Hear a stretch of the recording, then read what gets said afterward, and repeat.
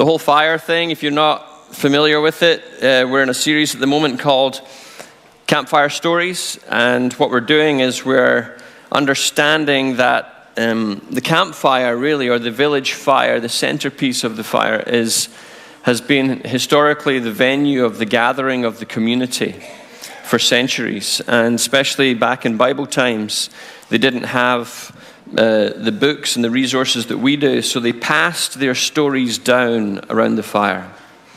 And so the village would gather in the evenings and they would rehearse their stories toward each other, and it would forge in them their identity, their theology, their understanding of their place in their community, in the world, and God's purposes throughout it all. And so we're looking at the fire throughout the summer, not so much as a marshmallow moment of, the sort of the campfire thing that we do, but rather as historically the venue of the stories of God being told to God's people. And when we avail ourselves of that, there's something good happens to us. And so this weekend we proceed with our stories and from the Old Testament. Now, if you were here last week, you would remember that Jason did his very dramatic version of David's life. And so I'm going to follow on, really just jump in almost exactly where he left off from last week with my own dramatic. And for me, my motto in drama is less is more. And so off we go. So last week, Jason was giving us the story of David's life, and David became the favorite of Israel and was actually anointed to be king. But it took quite a long time for that to happen. And so Saul, who was the anointed king of Israel at that time, became jealous of David. There was all kinds of politics, all kinds of conflict. David had to literally take off and live in hiding for almost a decade, while Saul pursued him and then relented and back and forward, etc. Eventually, Saul was killed in battle. And his son, Jonathan, who was David's best friend, Jonathan was also killed in battle. And so Israel gathered around David and with a unanimous vision and verdict said, "You are our king."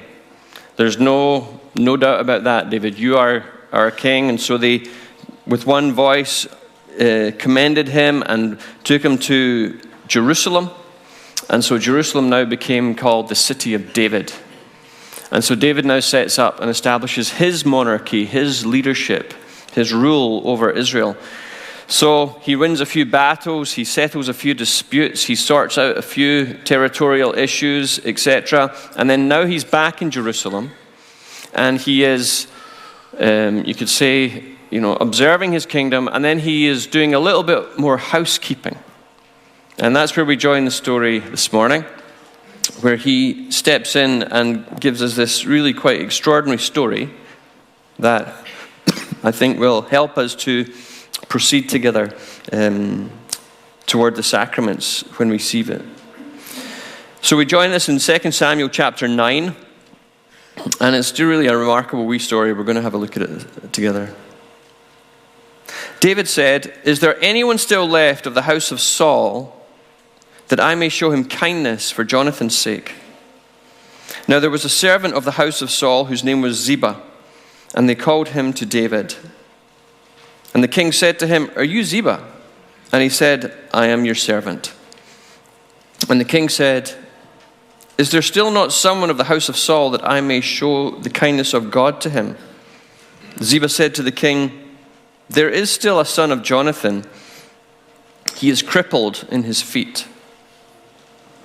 And the king said to him, "Well, where is he?" And Ziba said, "He is in the house of Machir, the son of Ammiel, at Lo-debar." Then King David sent and brought him from the house of Machir, son of Ammiel, at Lo-debar. And Mephibosheth, the son of Jonathan, son of Saul, came to David, fell on his face, and paid him homage. And David said, "Mephibosheth." He answered, "Behold, I am your servant."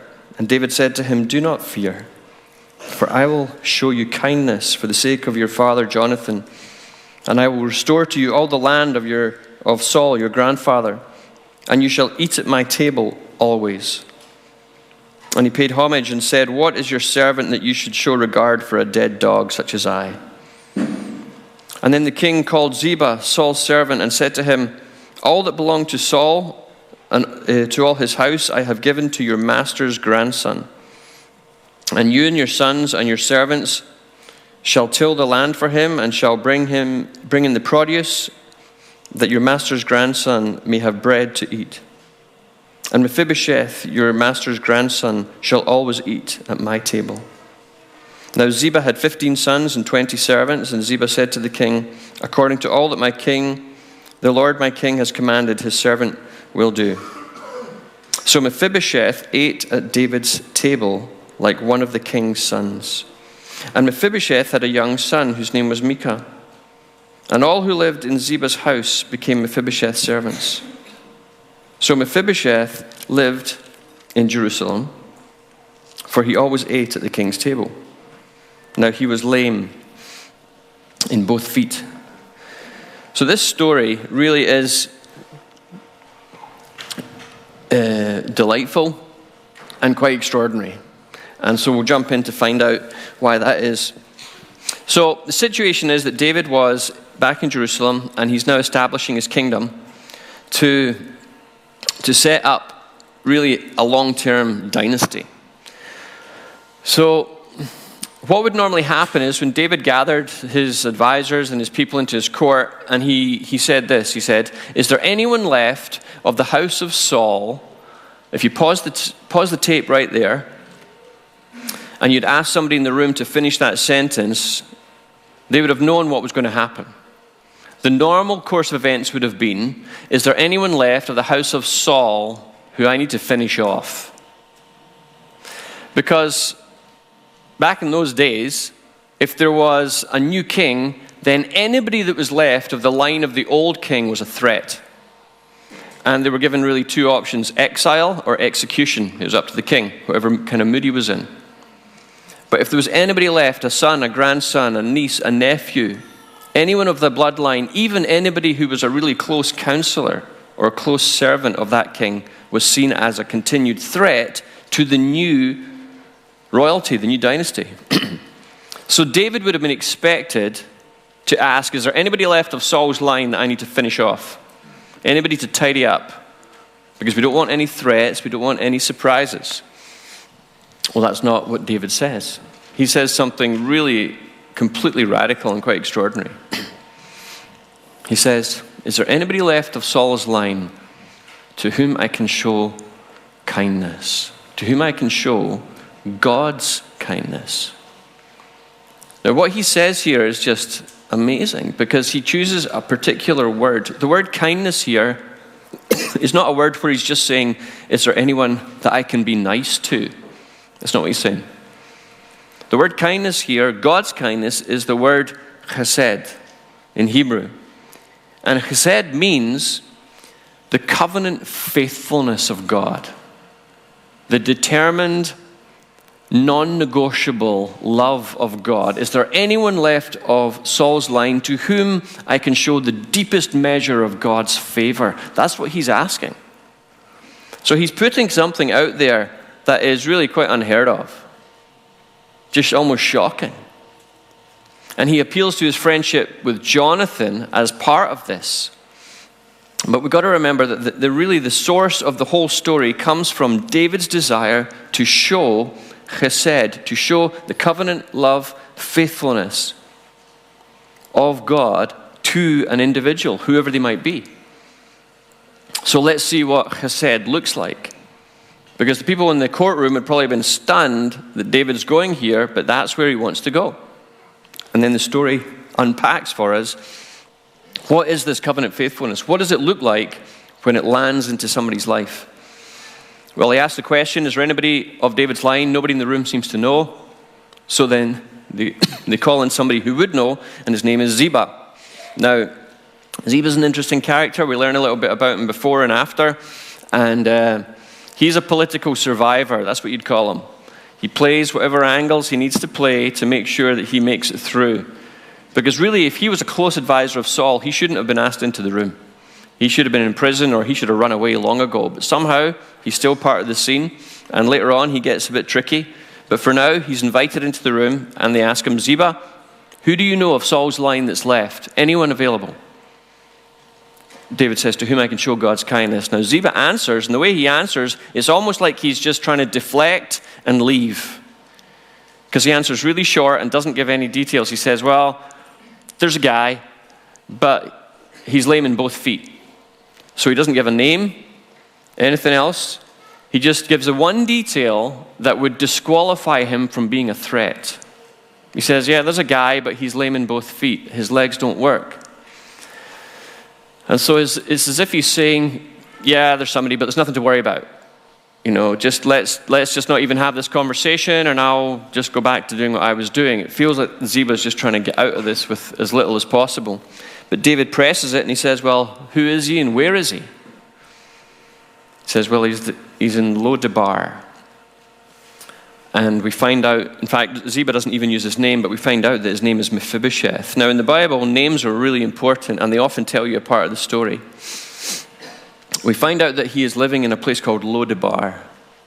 Now, Lodebar means, if you translate it, it means place of nothing, right? Place of no pasture, place of no noise, place of no life. It is a place of desolation. So nothing grows here, nobody sings here. Lodebar is the place that you go to run away when something has gone wrong. When you don't want to be found, you go and live in Lodebar. Because it's the ghost town in the backside of the mountains that nobody goes to. So we're told that this is where Mephibosheth is living. In this ghost town, in the backwoods. We're told his name's Mephibosheth. And that's important too. Poor guy. His name means shameful prophet, or prophet of shame. So, if you really couldn't have constructed worse circumstances for this poor fellow if you tried, right? He's born into this royal line, but then the dynasty changes, and now he would have considered himself a wanted man, and so he has to leave, but leaving is difficult. He is handicapped. His feet, his legs are crippled. He ends up in the place of utter desolation, and his name is Prophet of Shame. Like, he's not having a good day, right? So we're told this is where he is. And you can bet he is trying to just keep his head down, scratch out an existence, and hope nobody finds out that he's alive or where he's living. Somehow, though, Ziba knows. So in the morning, you can imagine, David sends for him. So imagine Mephibosheth, he's lying in his cot early morning, and he hears these big hoofbeats of the big war horses charging into town, and the rattling of armor and swords, and he's thinking, oh, okay, here we go. They found me. Because he knew if he's part of Saul's line, he's a wanted man. He's a threat. So he's thinking, okay, good, exile, bad, dead. Right? That's his two scenarios at this point. Well, his heart probably pounding, just closing his eyes, deep breath, had to prepare himself for the worst. Probably found himself just been picked up and put on a horse and then transported back to Jerusalem. Maybe he's thinking, oh no, the king wants to do it himself. Maybe I'll be publicly humiliated. Maybe there'll be a trial. Maybe I'll be thrown in jail. How's this going to go? There are no good scenarios to how this is going to end for Mephibosheth. We're told that he gets an audience before the king, before David. And he comes in and he just falls down. Now, there's an interesting detail because we're told that he falls. That's his reaction before the king. A little detail that we're given a little bit earlier in the story is in chapter 4. We're told a little bit of the backstory. How did Mephibosheth's feet get broken? What happened to him? Well, we're told. We're told that when he was 5 years old and he was in the palace, there was a threat upon the palace and he had to get out of there, and his nanny had him. And they were getting out of the palace as quick as they could. Don't know if he was running or if he was being carried, but he was They were trying to evacuate in a hurry, and he falls and breaks his feet. Something happens to him, great accident. And the word, there's a few different words that the writer could have used here, but he uses the word Nephal. Mephibosheth fell. Nephal. When he gets before David, Mephibosheth falls. Nephal. And so he ties, it seems the writer is tying the events of his childhood to these events now that there is this fall. And the reason, it seems that the reason for his brokenness becomes the mechanism of his devotion. There's something going on just there. He falls before David, and he's probably expecting a judgment, an exile, even an execution. And then David speaks his name. He says, Mephibosheth. He says, don't fear. And then starts to unfold this extraordinary measure of chesed. This is where we find out what the covenant kindness of God looks like. First of all, he speaks to him, comfort, don't be afraid. And then he says to him, everything that your grandfather had, all of his resources, his homes, his fields, his farms, everything, all of that, I'm going to give back to you. Now, the people in the courtroom or in the royal room at this point would have just been stunned. Because what traditionally happened is everything of the last king got gathered up by the new king, just as a sign of that he's appropriating everything, right? It's a sign of dominion, of power, gathers resources. Now he does the unthinkable. He does the opposite. He actually gives it back to Mephibosheth. And he says, everything that was your grandfather's, I'm going to give to you. So he had nothing. Now he's given everything. And then he calls Ziba back in and he says, Ziba, you, your boys, your servants, you're now working for Mephibosheth, okay? And I think through probably gritted teeth, Mephibosheth or Ziba nods and says, okay. Right? I don't think this would have been his plan A, but it's what he has to do. So now Mephibosheth has a complete staff, all these people to work for him. He's given his grandfather's estate, all of his resources. This is a stunning event here. But then it goes up one level again. David says to him, and from now on, you're going to eat at my table. Now, when he says this, the room would have gasped again. Because to sit at the king's table was to be invited into the place of family. It was the place of intimacy. It was the place where you could belong. It was the most inner circle. And so, again, the exact opposite of what you would ever expect. Like, Mephibosheth was the one who was going to be exiled or executed or put in prison. Now he's been brought to the family table. And David says, from now on, every meal, whenever you want, you're right here with us. And it actually gives the detail. He says, he ate at the king's table as one of the king's sons. So there's this informal adoption that happens. Mephibosheth, he had no father, he had no grandfather. They were killed in battle. It's like David is now saying, okay, you're now under my wing. We'll be your family. This is where you now belong. Totally countercultural, counterintuitive, this love, this chesed, this covenant greatness of God being demonstrated on this one poor fellow. He's utterly transformed. He had nothing. He lived nowhere. He was under threat of exile or execution. And in these few moments, he finds himself being given everything, been invited to the king's table, and been given the security of the king's family.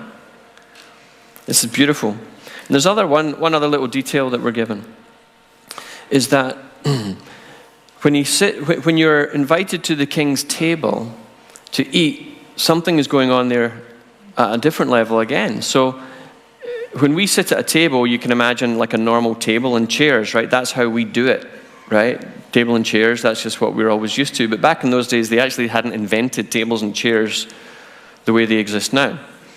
The way they would have eaten, the table would have been maybe 8 to 12 inches high off the ground, just pretty low. And then you would all recline, so you'd have a whole bunch of really nice cushions around the outside. And then you would recline, you sort of slouch together, right? A little bit uncomfortable, but I'm sure you'd make it work. Now, when you're all slouching together, you're then given blankets Now, the purpose for the blankets was you would cover your feet because you don't want to be slouching next to somebody else's nasty feet, right? Put you off your meal. So, put all those things together again. Mephibosheth, where is the place of his brokenness? Right? It's his feet.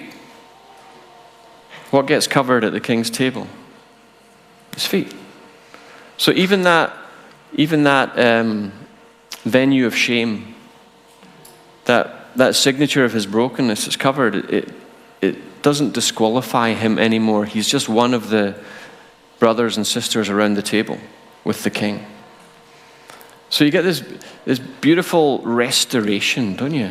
It's just this magnificent story of healing where the king's demonstration of chesed to Mephibosheth utterly transforms him in every way. Gives him a place to belong, gives him his life back, covers his brokenness, gives him an acceptance, this fantastic rags to riches story. So it's important to remember that the fountain of this story is chesed. It's the covenant love of God. That's what David said he wanted to demonstrate. That's what he wanted to show. And the thing about this story is it actually echoes and it helps tell our story. Because this story is really an echo of the gospel. And it's appropriate that it's an echo of the gospel. It makes sense that it does that because it's a demonstration of God's covenant faithful love. So it's bound to look something like the gospel because that's what covenant faithful love is like. It's the keeping of promises. Chesed is when the love goes all the way. It doesn't just go partial. It doesn't just, brush off the dust and say, okay, I hope you get on okay from now on. Or here's, for Mephibosheth, here's a few horses, or here's a little bag of gold. No. It's utter transformation. It goes all the way. Everything that he could be blessed with, he was blessed with. Everything he didn't deserve didn't matter. He got. And so chesed and the gospel are really one and the same demonstration. And so this story tells our story.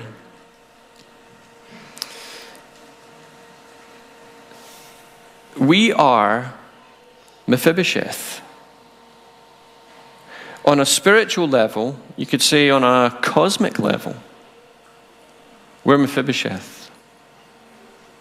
We're the ones, ourselves and our first parents, found ourselves at a great distance. In a place of desolation, we had no resources to solve our own problem. There was no possible way that we could orchestrate our own salvation, our own restoration with God. It was utterly out of our hands, just like it was out of Mephibosheth's hands.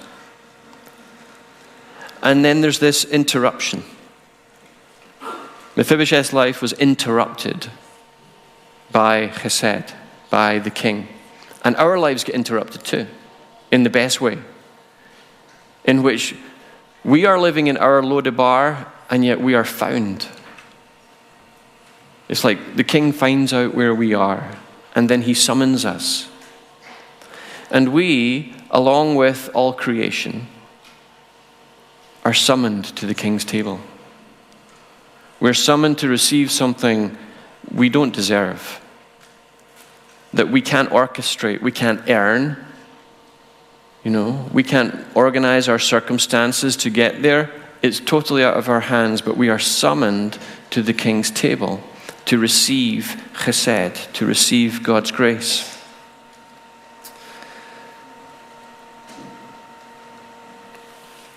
But the thing is, when we are summoned, we're not summoned into a luxurious palace in Jerusalem. We're summoned to a cross. And it's on the cross that chesed reaches its zenith. It's on the cross that we see what the deepest measure of God's covenant faithfulness looks like. It's the utter self-giving of God even unto death. It's him for us. And when we understand and when we see and when we believe the cross, it makes loyal subjects of us all. when we grasp even a fraction of what it means. And so we proceed to encounter chesed in the gospel. And we're summoned to receive and to believe. And maybe like Mephibosheth, we're stunned. We're like, well, we don't deserve it and we don't understand it. And how can this possibly be? Well, that's an appropriate response to the gospel, actually. We don't deserve it. And we can't understand it because it's love of another kind. It's not the love that we are used to in our daily lives. It's just this love of another kind. And so we're summoned to participate in the king's table. And at the king's table, something of our shame and our brokenness are also tended to. Our identity gets reset. Our dignity gets restored. God's grace lands upon us. And it's this beautiful reception of God's kindness and healing.